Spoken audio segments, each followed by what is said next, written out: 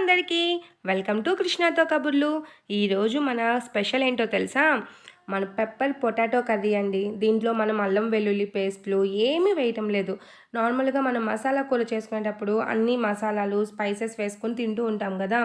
దీనికి అస్సలకి అవసరమే లేదు. దీనికి ఓన్లీ కావాల్సింది ధనియాలు, మిరియాలు, చిన్నులపాయలు, ఈ మూడు మాత్రమే, ఇంకేమీ అయినక్కర్లేదు.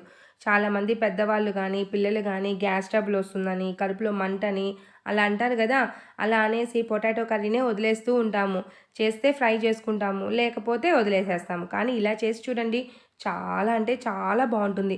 తక్కువ ఇంగ్రీడియంట్స్తో అద్భుతంగా ఉంటుంది. అసలు మనకి కోడి కూర తినాలి అనే ఆశని, అలా తినాలనిపించే భావన మొత్తం పోతాయండి. అసలు మర్చిపోతాము, మన కోడి కూరనే మర్చిపోతాము, అంత రుచిగా ఉంటుంది అసలుకి ఇది. ఇక రండి ప్రొసీజర్లోకి వెళ్ళిపోదాము. ఫస్ట్ ఒక ప్యాన్ పెట్టుకొని ఆ ప్యాన్లో ఆయిల్ వేసుకొని అది హీట్ అయ్యాక దీంట్లో అసలుకి మనం తాలింపు గింజలు కూడా ఏమీ వేయనక్కర్లేదు. జస్ట్ పచ్చిమిర్చి, ఆనియన్స్ బాగా రోస్ట్ చేసుకునేయాలి. ఎలా రోస్ట్ చేసుకోవాలంటే నేను చూపించినట్లుగా అట్లా గోల్డెన్ బ్రౌన్కి వచ్చే విధంగా రోస్ట్ చేసుకోండి. దాంట్లో ఇక టమోటాలు వేయటమే. యాక్చువల్గా అయితే మసాలా కూరల్లో ఈ స్టేజ్లో అల్లం వెల్లుల్లి వేస్తాం, మనం ఏమీ వేయటం లేదు. జస్ట్ టమోటాలు వేసుకున్నాం, అవి కొంచెం అట్లా వేగిన తర్వాత కరివేపాకు వేసుకున్నాము. ఆ కరివేపాకుతో పాటు మనం ఏవైతే కట్ చేసుకున్నామో ఉల్లగడ్డలు, ఆ ఉల్లగడ్డ ముక్కలు దాంట్లో వేసేసుకుంటున్నాము. అలా వేసుకుని అలా కలుపుకునేసేసి కొంచెం కల్లుప్పు, కొంచెం ఉప్పు వేసుకొని బాగా కలిపి 2 నిమిషాలు మగ్గనిచ్చేద్దాము. అది బాగా మగ్గింది అంటే అప్పటికే సగం పొటాటో అనేది బాగా ఉడికిపోతుందనమాట. ఆ పైన ఇంకేం చేస్తామండి, వెరీ వెరీ సింపుల్ అండి.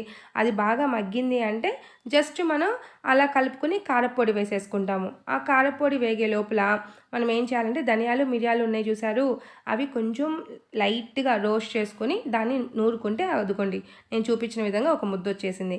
అదిగోండి చూడండి, ఆలుగడ్డలు అప్పటికే మగ్గిపోయినాయి అనమాట.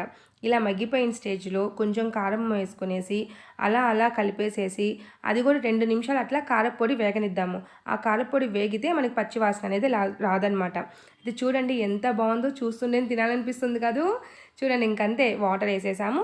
అది కొంచెం బాగా దగ్గరికి పడిన తర్వాత మనం ఏదైతే ధనియాలు మిరియాలు పౌడర్ నూరుకున్నాం చూసారు, ఆ ముద్ద అలా వేసేసి ఒక 2 నిమిషాలు మూత పెట్టి ఆపేసేసుకోవటమే. మనకి అద్భుతమైన పెప్పర్ పొటాటో కర్రీ రెడీ అయిపోతుంది. మీకు నచ్చిందా? నచ్చితే మీరు ట్రై చేయండి. ట్రై చేసి మీకు ఎలా వచ్చిందో నాకు కామెంట్ చేయండి. ఈ కర్రీని అన్నంలోకి తింటూ ఉంటే అసలు కోడి కూరతో తిన్నట్లుగానే ఉంటుందండి. చాలా బాగుంటుంది. వెజిటేరియన్స్కి చాలా మంచి డిష్ అనమాట ఇది. నచ్చిందా? ఓకేనండి, బాయ్ బాయ్.